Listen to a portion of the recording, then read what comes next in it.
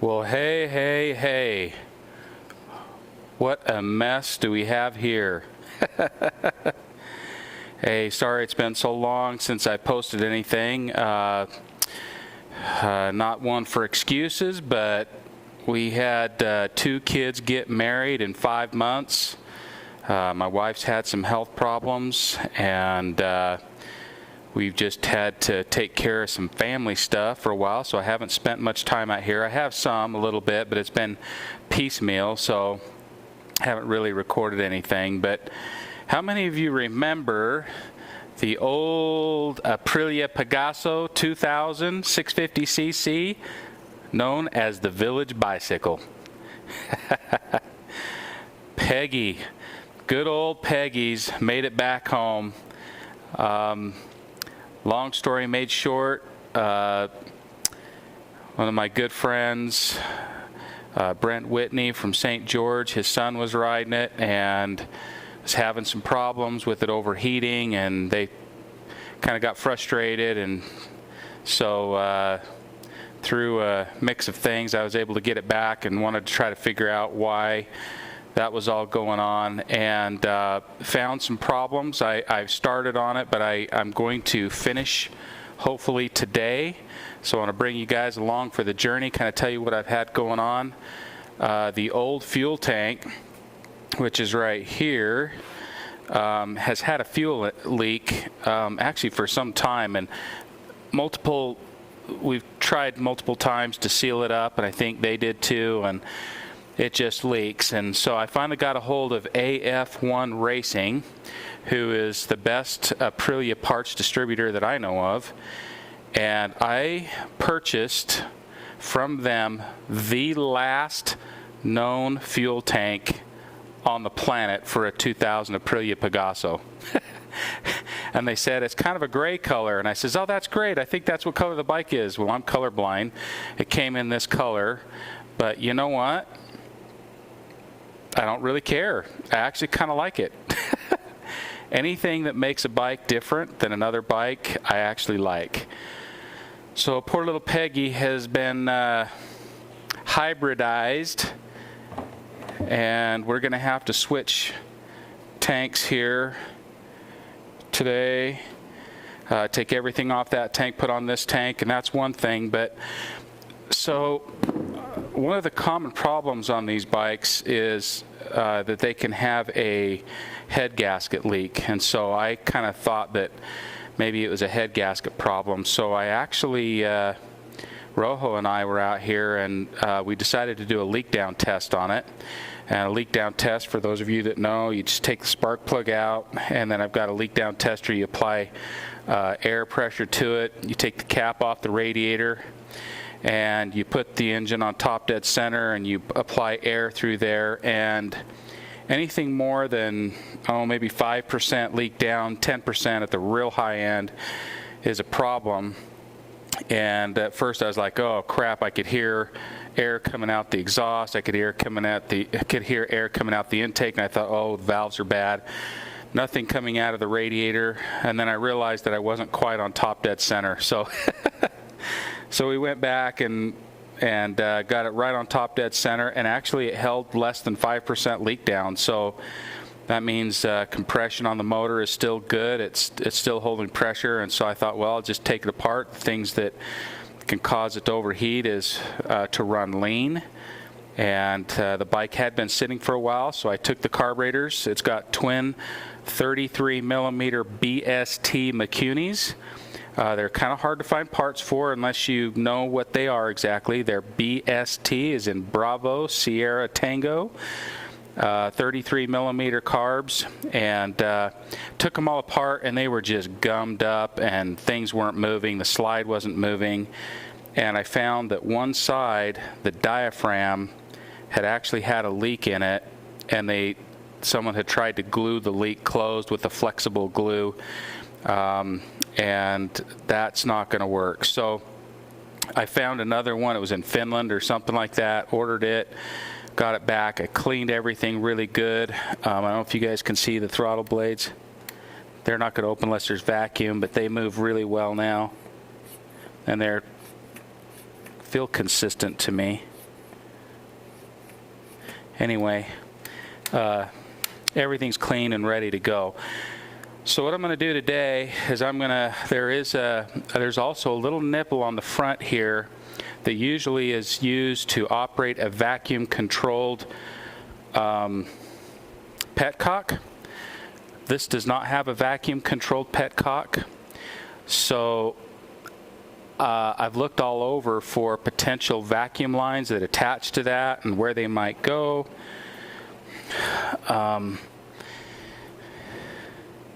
These are just vent tubes, and I can't find any place that they would go, and so I think that they have been left open, which creates a lean condition. So I am going to plug those up, and then I'm going to put the air box back together, and I really want to show you that because I had to modify the crap out of that. So this is the top of the air box. It actually fits down inside of here, and this goes up against the carburetors. Air filter goes down here, but the bottom of the air box is over here. This is such a mess. I've got 18 projects all going on at once. And you'll see the modifications to the air box. Now there was a hole right here that had been burned through from this aftermarket exhaust right here, and I can't remember where it was touching. It was touching somewhere, and it burned a hole in here. Well, the air filter sits right here. So a hole here means you could get dirt and grime and air and everything, dust, into the carburetors because it bypasses the air filter. It's supposed to have air that comes through the top like that and is filtered before it goes in. So I thought, you know what? In order to save this engine, I'm going to fix that. So what I did is I contoured with a little, what is it? It's just a little Dremel tool basically. And I contoured the box and made it concave so that it can fit over that exhaust pipe and have some spacing there. And what's funny is I used this bottle liquid wrench. If you'll notice, that fits perfectly. I put some, what did I do? I put some some foil. There we go. Sorry, my brain is like, I'm just waking up here. I put some foil around that. I put it up here against the box, and then I taped it all down, turned it over, cleaned this all up, ground it out, and then I fiberglassed the inside and thought that I was going to fiberglass the bottom side. But when I took all this back off, it was so clean, everything was so clean on there, I decided to just use heat reflective tape and go over this whole thing. So that's heat reflective tape, kind of like this is, and there'll be a good clearance there, and so that sealed up that hole, makes me feel better about it. And so what I'm going to do today is I'm going to actually get started on putting this all back together. I put a new choke there. You can't see it because it's way down in there, but I put you guys know how you got the choke cable that goes down, there's a little plastic end you have to thread into the carburetor. Well, those things are notorious for stripping out, and it was on the edge, and so you can get these anodized ones that are actually metal, and they work really well. So I put one of those on, got the choke all working good again, and the throttle's all nice and snappy, so that's good. So what I'm going to do is I'm going to turn the camera off. I'm going to kind of assemble this air box, get things buttoned up in there, get all this kind of put back together.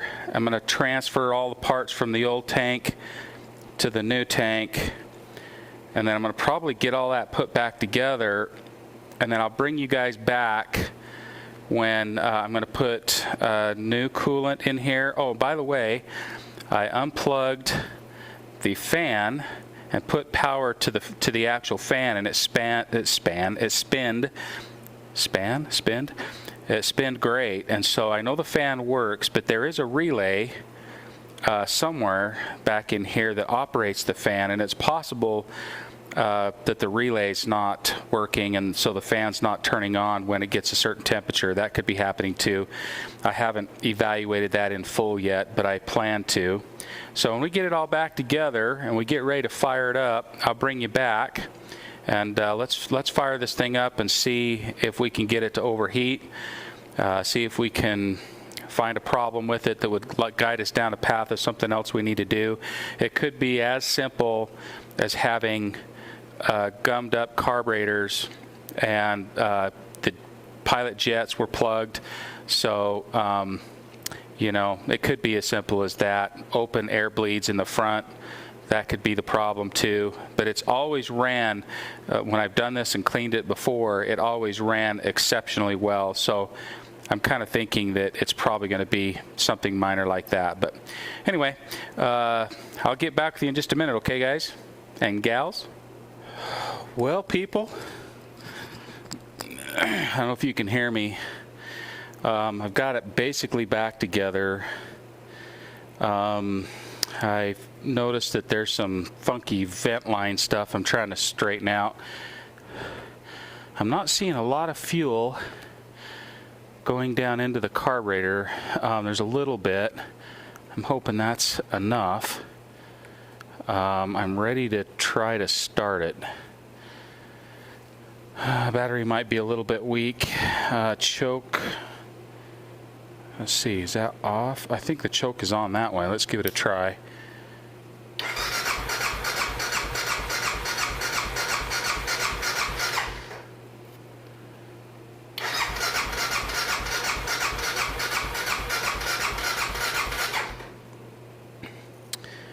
Got nothing. Let's do this. Let's shoot a little. What was that? Let's try shooting a little carb cleaner in there and see if we get a little startage.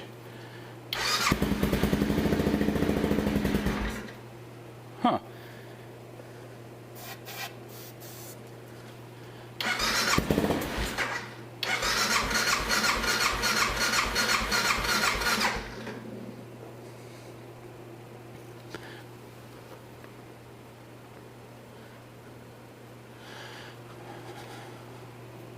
Let's try that.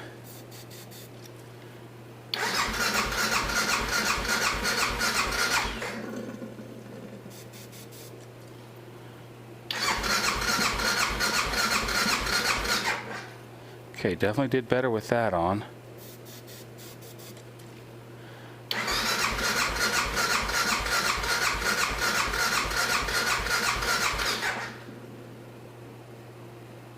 That's weird.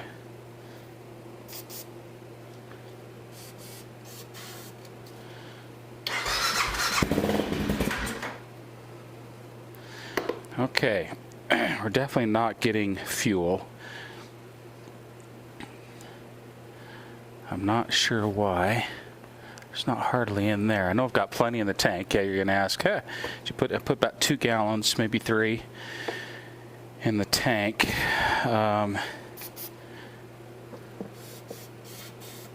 try this again.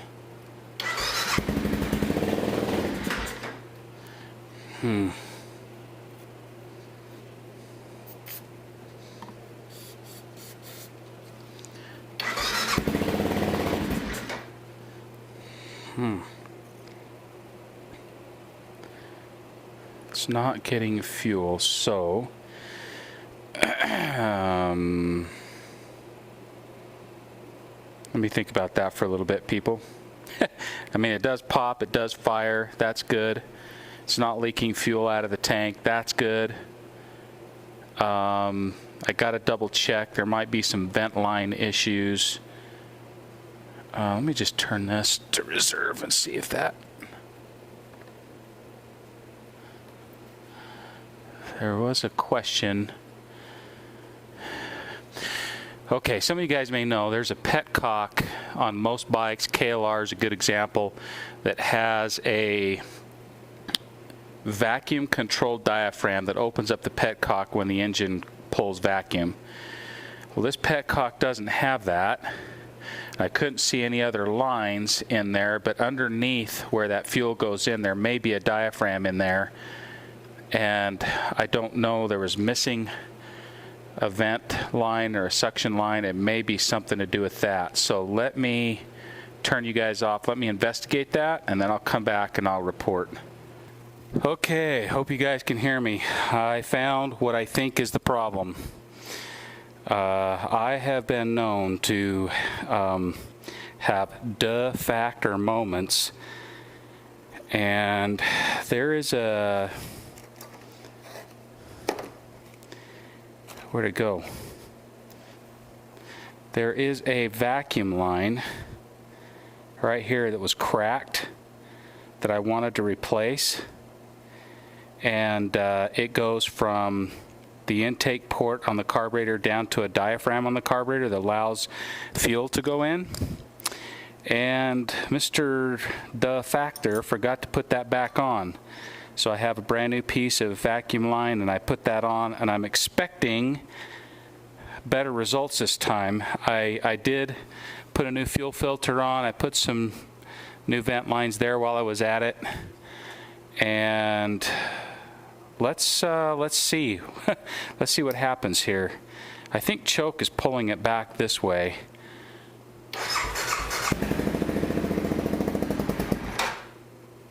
Hey, hey, hey! That was a problem, I guess.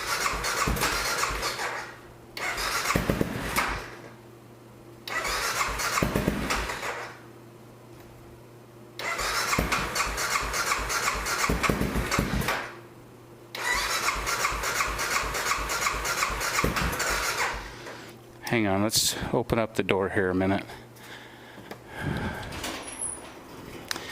Thing's cold-blooded, and it doesn't have an accelerator pump, which means you can't sit and do this like I normally want to.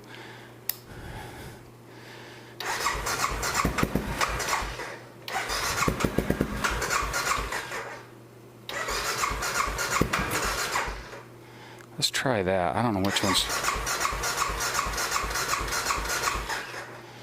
It's definitely got to be that way for choke.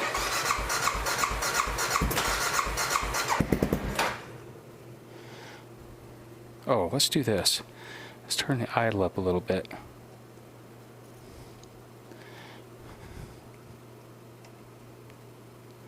See if that helps.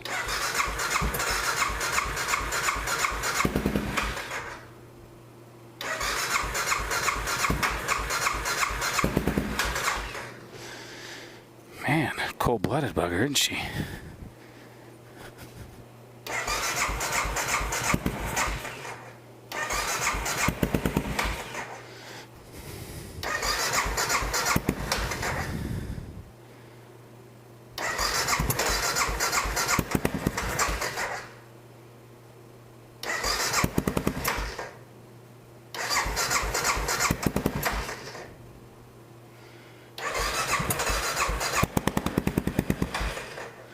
Close.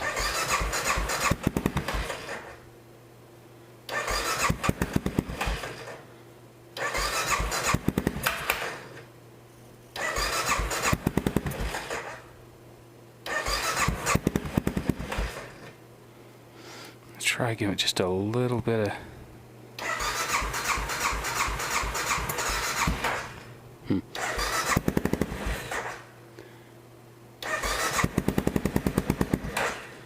It likes no fuel.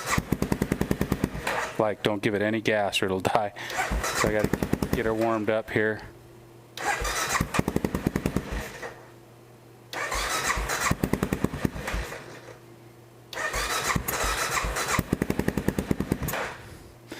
It's close. It's trying.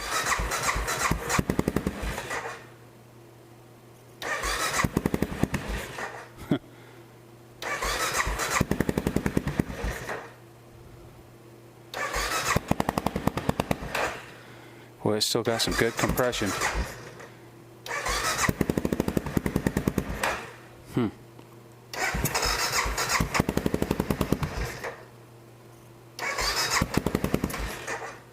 Come on, baby.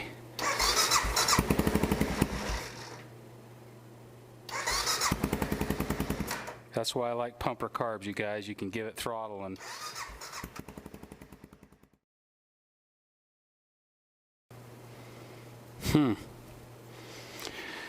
don't know what all that business is about. Popping and banging and all that stuff.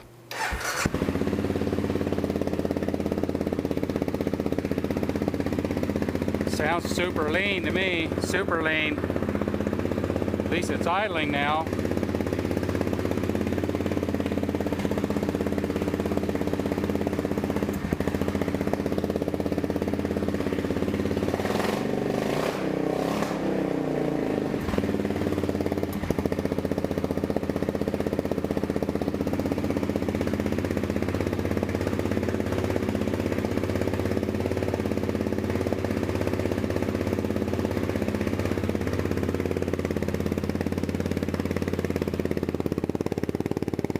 Still has excellent compression.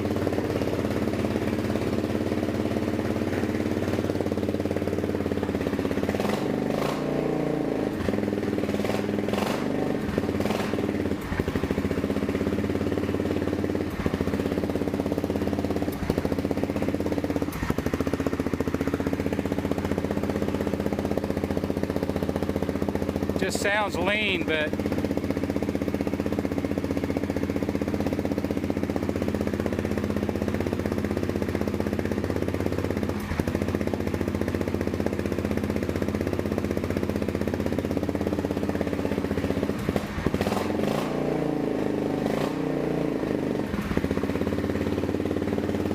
watching the temperature right there is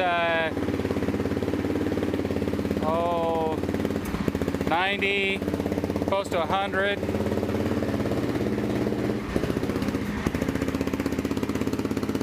The fan came on, so that's good.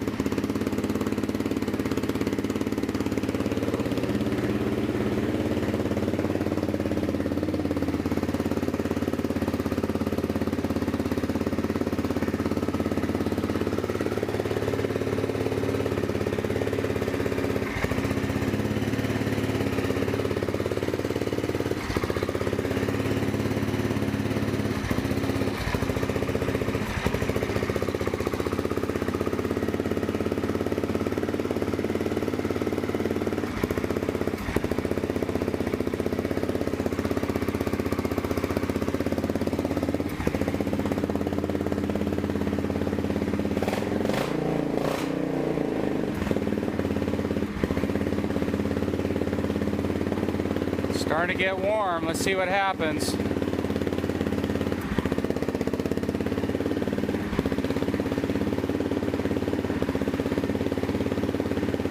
Thermostat should open up at some point here.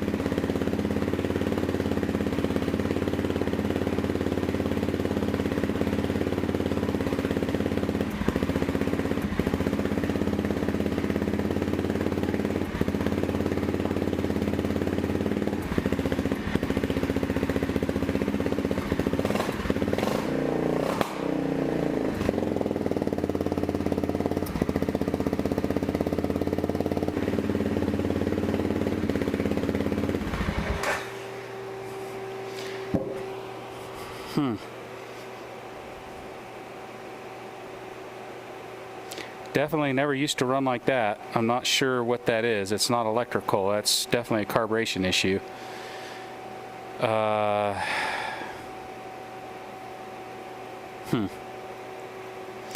Maybe I need to ride it around a little bit. That's maybe what I need to do. I'm going to put the rest of the stuff on and go putz around a little bit and just see if that changes anything, if that makes anything better. I need to put fuel in it too.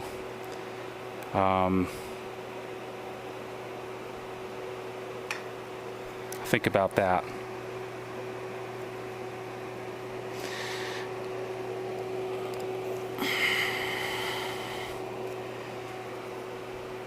Okay, let me do some thinking. I'm not sure what's going on. Sounds really lean to me though. I can't turn the choke off at all, or it won't even run. So that's enriching it. Anywho, I'll get back with you.